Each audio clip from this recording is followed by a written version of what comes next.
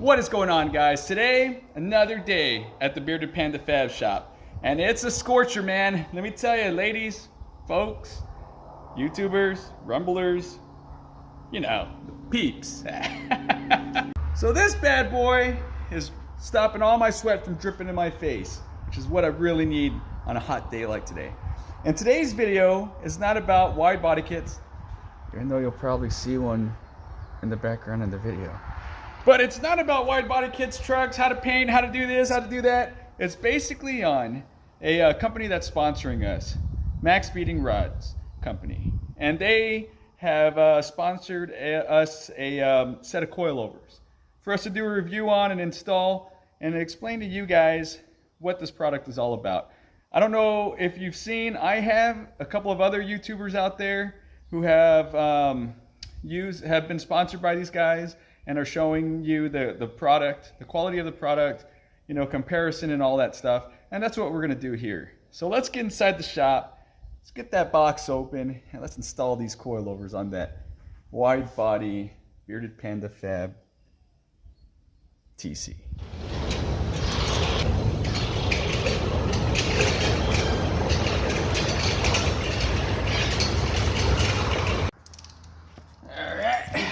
Let's get these bad boys opened up.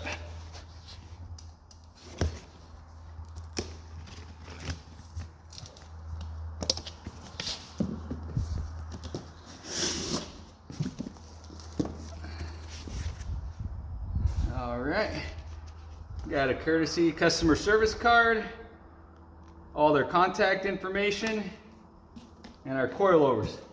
But let's go ahead and pull this whole setup out, set it up on the floor, get a good view of this.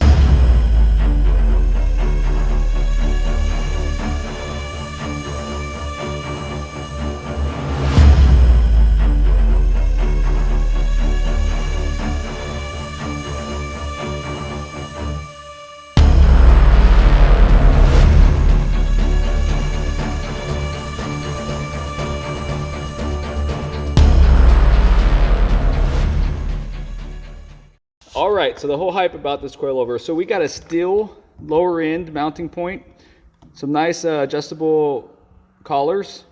The spring rates, we're looking at 8 kilogram per millimeter in the front, 7 kilogram per millimeter in the rear. What's also nice is it comes with the adjustable camber plate with the pillow top ball mounting. Some coilovers don't even come with this bad boy. You have to utilize your stock ones. So it's cool that they actually incorporate that into this set. I know a lot of the higher end coilovers will do that for you, so it's cool that they actually get this in there. Also, it offers 24 levels of dampening. Now this dampening adjustment goes from soft to hard. That way you can go, like if you're at a standard setup, a standard height, you can go a little softer. It kind of gets you to the more OEM kind of fitment. Or you can go extremely hard. That's for when you're taking tight corners, you need a stiffer ride. If you're a whole lot lower, you can do that. It also has the twin tubing in it, so that way you reduce any oil spills or any kind of malfunction. And then of course you got your dust cover. So, you know, it's an actual decent, you know, setup so far visually that I'm looking at. No complaints so far. You know, it even comes with new mounting bolts, which is always good, so you don't have to utilize your stocks. Sometimes those stock ones start to get a little worn out. And then, you know, like I said, your rear springs here. And your rear shock mount as well. So yeah, let's get to putting these bad boys on. Whoa, whoa, whoa, whoa, guys, don't press stop, don't press pause. I've got some important information right here. If you want to pick up a set of these bad boys, enter codes BPF. In the coupon section, get 15% off with free shipping. That's right, BPF for 15%. You can't go wrong with that. That's like cheaper than the price of some of these racing springs, but you get a full strut. Springs, shocks, and then like the camber plate alone, just those alone are over $100, $150. You get that whole setup with the code BPF, 15% off. Now, if I had a chicken suit, I'd be dancing around in the chicken suit, flipping the flag. 15% off, folks. You can't beat that. All right, now let's get back on with the install. Now what's really cool with Maxpeedingrods is that they actually sent the front coilovers tuned already, meaning that They're both at the same height, and they already are set on the tension that you need on a properly tuned coilover spring. So usually there's no play. If you were to tune these and your coilovers didn't come tuned, or you bought them off someone that had already messed with it, what you would do is you'd actually set it to where there was just enough tension to where you could slightly move that spring around, and then you do about a couple of turns, usually about 5 to 10 millimeters, into where that spring is real nice and tight. Now, and this section is all set up for height adjustment. Now, for whatever reason, if you want to like bottom your car all the way down, that's actually possible. What you would do is you'd actually tighten this up more, tighten that spring to bring these collars up, so that way you have some more turns to go. Only problem with that is the tighter you make this past spec, the more bouncy your ride's going to get. Even with the adjustment on your dampening, it'll still be a pretty bouncy ride because all that tension now is on that spring.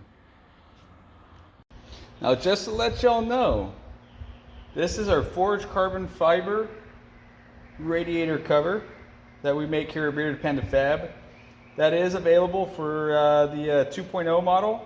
2.5 should be out shortly if you want to get yours today. Add some nice touch to your engine bay. All right, first things first, we got to loosen these bad boys. These are my ISC. There we are. These are my ISC suspension coilovers. We're going to go ahead and test this Maxpeedingrod compared to these. I have had these for some time, about 2-3 years now, probably 3.5 really. And so we're going to go ahead and take these out. This is a 14 millimeter. The ones that come on the Maxpeedingrod suspension coilovers is a 15 millimeter. So you got to just loosen these bad boys up. I loosen them up a little, then I loosen my 2 main bolts down here. And then after taking off those 2 bolts down there, I go ahead and loosen these top 3 to go ahead and just pull it out. Now what's cool about these is that it's just a drop the stock suspension, place the new ones in. You don't have to take anything out, make any kind of like, use the top OEM, top hat. They just go right in. So let's go ahead and get that done. Okay, so here we have a couple of things to focus on. We need to release our brake line and our ABS line. They're on clips, so we get those 2 removed. We also have these 2 bolts. One's a standard tightening bolt, which is the lower one, and then you have your upper camber bolt. So I have an aftermarket upper camber bolt just to get that extra cambering. I don't use my camber plate really. I usually leave it centralized.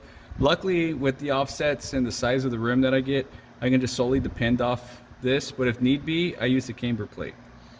And then you have this bolt right here that goes to your sway bar link. That one is going to use a 17 millimeter. This upper one, your camber bolt, is going to use an 18 millimeter. And this lower tightening bolt is this one's a 7/8, believe it or not. I found that fit the best. On the opposite side though, I'm going to cheat. I'm going to use my impact wrench. So I have a 21 on the nut side and a 22 for the lower side. So basically loosen this. Now there is an Allen wrench bolt or an Allen wrench right there, so you can like kind of do it. But if you use an impact wrench, you won't even need to mess with that. It actually will pull that sucker off pretty quick. So yeah, so let's go ahead and get all this removed so we can pull this strut out. So this is the other bolt I'm talking about. This is for your ABS line. This is a 12 millimeter bolt. So I'd already loosened it here.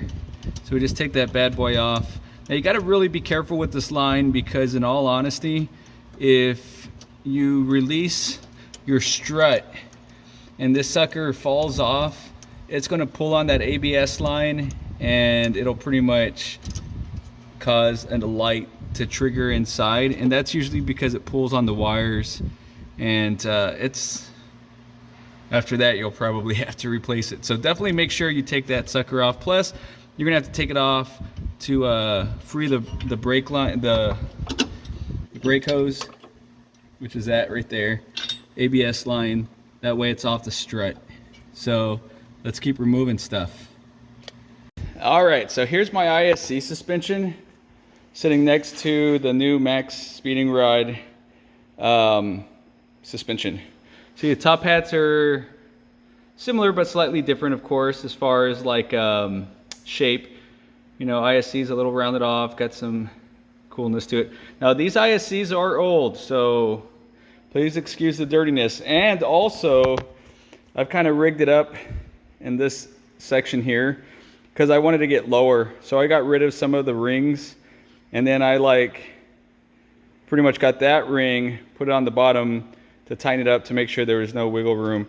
Now this is because it slammed down to the ground. Before I slammed it down to the ground, it was sitting close to this, but of course this was like kind of brought in a little higher.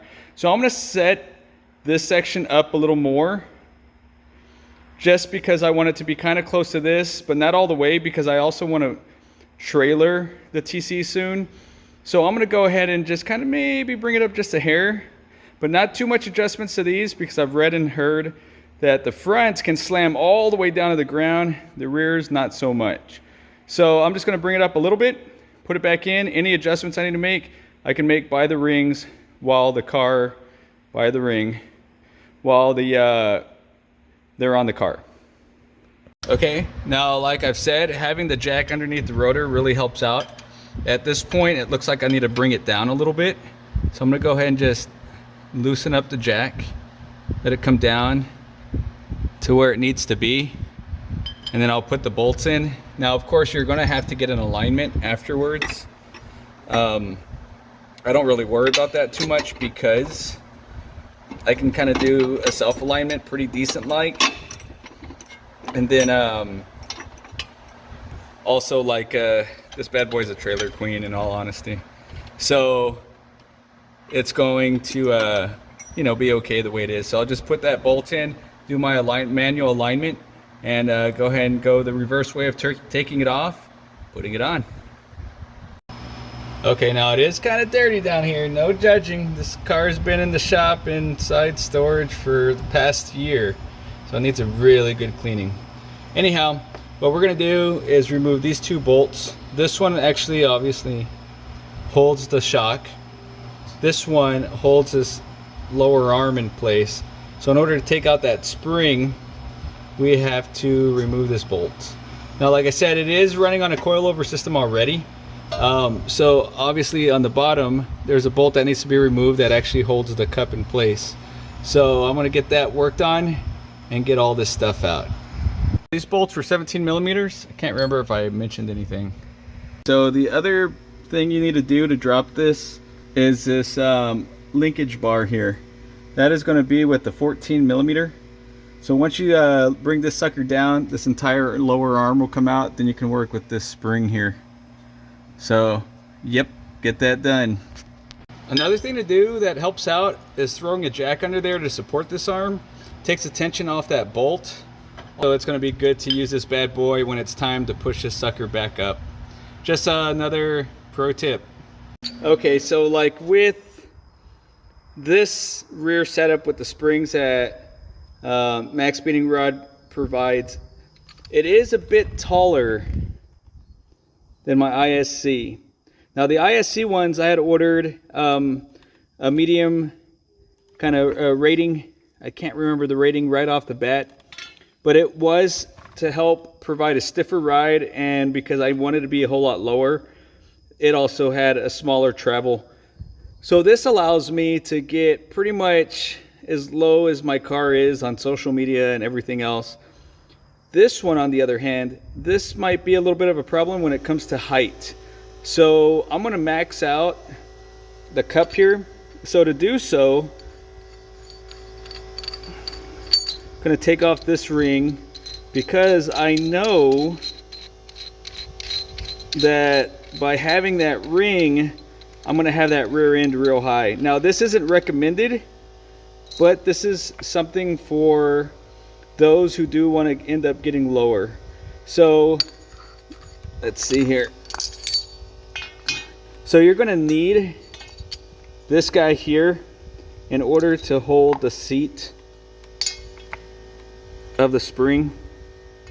So you're gonna have to put this sucker all the way back in.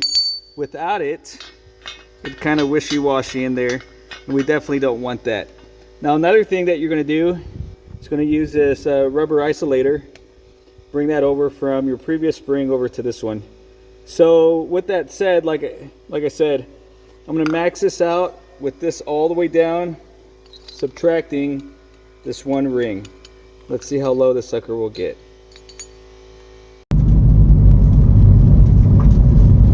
Alright guys, so now we're going for a test run. See how smooth these bad boys are, and surprisingly, it feels pretty dang good. You know, not a lot of bounce, which is awesome. You know, that's always a big concern when it comes to some of these coilovers, is how much it's going to bounce. Not a lot of bounce, actually almost no bounce. Right now the setting is about medium, so about maybe 12 clicks in on all four corners. Feels great. Car's running smooth, running straight. So we'll continue to let you know how these run. Alright, so here's the rear at that lowest setup. That's it. Unless you cut springs or do anything else that might maybe leave the cup out, maybe you could get lower at that. But this is how it sits. Now on the ride, at this height, at medium, like the dampening 12, it like ran really smooth. I was actually pretty impressed on how smooth they rode. No bounce, like unnecessary bounce. Of course you have regular street bumps and stuff. It reacted well to those, but like an excessive amount of bounce just because of, you know, ride quality was not there. It rode really nice. So this is how it looks on the rear. I'll include a little picture here on how it looked on the previous coilover set that I had slammed down as low as it would go. This is still a really good height. It's not bad. Of course you see it with the fender flare.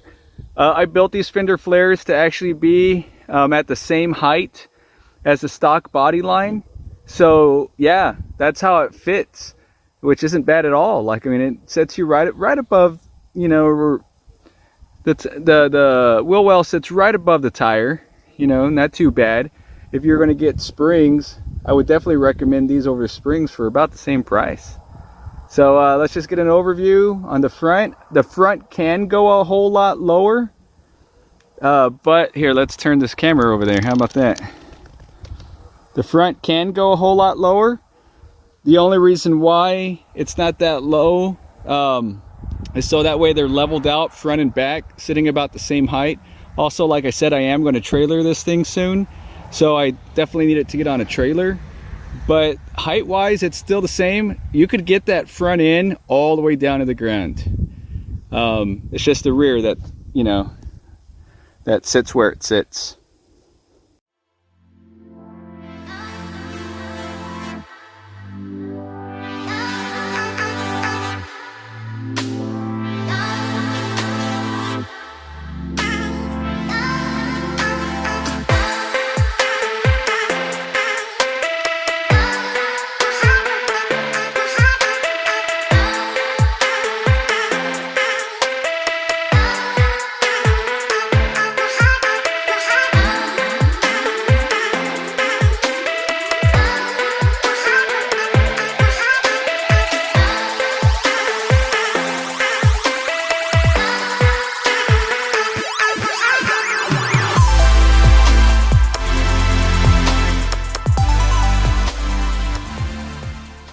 Alrighty folks, that's going to conclude today's video. We really want to thank Maxpeedingrods for reaching out to us and supplying us with these coilovers.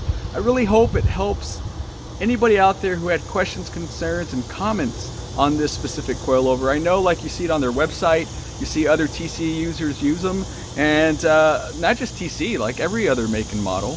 And then I know, like, sometimes you'll see it on eBay. I'm pretty happy with where we're at. This is about a week's worth of settling on that spring on the coilovers. It could lower a little more. We'll have to just find out. I am going to mess with the dampening settings a little bit, just put it exactly where I like it. And yeah, if you have any questions, comments, concerns, put them down below. You know, we're good about talking about them, answering some questions, and you can hit us up on our Instagram and our Facebook, and believe it or not, on our website. You know, reach out, email us, we'll respond back to you. And so just want to thank you all for watching. You guys, take it easy.